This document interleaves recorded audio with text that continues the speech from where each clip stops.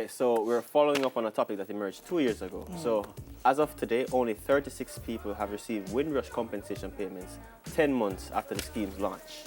And the UK Guardian reports that the extension follows frustration from people who have already submitted claims or who have attempted to fill out the compensation form. Over 1,000 people have submitted claim forms, and it is not clear how many people were affected by the scandal. Yeah. So. The Windrush situation is kind of funky. There have been articles, there have been journalists who've written so many things, and these people have asked for their money, and you tell them, say, you come up with a scheme so that them can get compensation, right? Yeah. You tell them that. And then when the people them apply, only 36 people can get their money. People were denied health care, denied all kinds of things. Some were even deported, you know. So, and the government has apologized for the mistake. That was in 2018, though. Over 8,000 people would have been given documents confirming that they were legal citizens.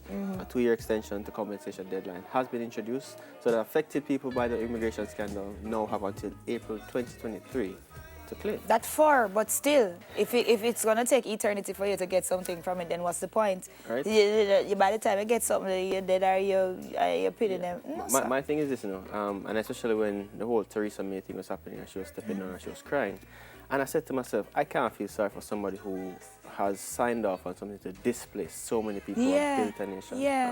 Yeah, literally, they are responsible for making the country what it is. They literally built it, as you said. And then you're just going to tell them what? That them not qualify for nothing? That you don't live here? You're not legally here, so you're not a citizen here? What? It seems to be a recurring thing in the big country, so to speak, where immigrants build the nation. Build the country and then you want to kick them out. You know, so. Well, on to something else that's very, very similar, or someone else. The Senate voted to acquit President Donald Trump on 2 articles of impeachment Wednesday, marking the historic end to a bitterly fought impeachment trial. Senator Mitt Romney, a Utah Republican, found the president guilty of abuse of power and becoming the first senator in U.S. history, to remove a president from the same party. In vote to convict the president of the first article of impeachment, abuse of power, joined with all Senate Democrats in a 52-48 not guilty vote. So guess what? Them impeach the gentleman. My lady there, Miss Nancy, hold on on the papers very nicely to make sure, say, not the tear up. She hold on on the papers to make sure, say, that the trial couldn't happen until she wanted it to happen, because she wanted it to be where it could get attention. She wanted to get lost, right? But it looked like it never mattered, because boops, here we go, and he's still the president. But remember we spoke about this, we've spoken about this numerous times. It's almost like a TV show now. Guys, do you know what is going to happen? You know what this looks like it's heading towards? Second term. No, that is established. He's going to get a second term. But you know what it looks like going to happen? It is going to become, democracy is going to die. It is going to become autocratic. No, I hope not. I hope that's not the case. But I mean, we have to allow things to play out, I guess. What more can we do? I'm kind of afraid still. Yeah, like the frustration start reach me now. I don't think that's what you must fret about, you know. This is what we should be fretting about. The Wuhan doctor who attempted to warn the public about the potential new coronavirus outbreak died last week. Yep, from the infection, as the number of virus-related deaths continue to rise, taking the total in China to more than 600. Li Wenlang, 34, was a Wuhan doctor who was widely hailed as a hero after it emerged he was targeted by police for spreading rumors, quote-unquote, about the virus, when he was, in fact, sharing accurate information to try and raise the alarm.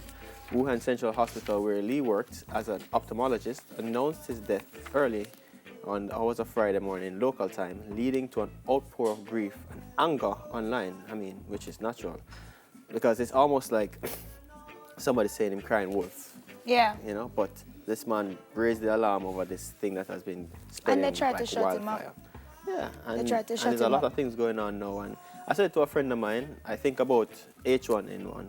I think about SARS. I think about Ebola. I think about all these diseases that you hear about. And then in 15 days, you hear nothing more about them. Well, we are going to continue to hear about them. And it's not that you hear nothing about them. You know, it's that the relative death toll wasn't high enough for it to be continuously Yeah. spoken of. This one has surpassed that. Like, I mean, in the total length of time that SARS existed, I think it was 3 months and they had like 8,000 total deaths in Well, 8 months. I mean, I'm just worried This is about all 10,000 the deaths global in 2 events, months. all the global events that are going to be affected. Because even the World Indoor Championships, Cases, me mean. the World Indoor Championships, the global events that have been affected, yeah. World Indoor Championships, World Championship, all of the major sporting events for us. I mean, I don't know. What you gonna do? I don't know. Things have to stop or pause. Yeah. Mm. Well, that's it for the trending topics. More on Weekend Smile after the break. And remember, wash your hand. Don't sneeze. Enough time. Sneeze na your thing there. Sneeze na your thing there? In your, yes. In your thting there? What's your thing there? Where your thing there? Let's come back.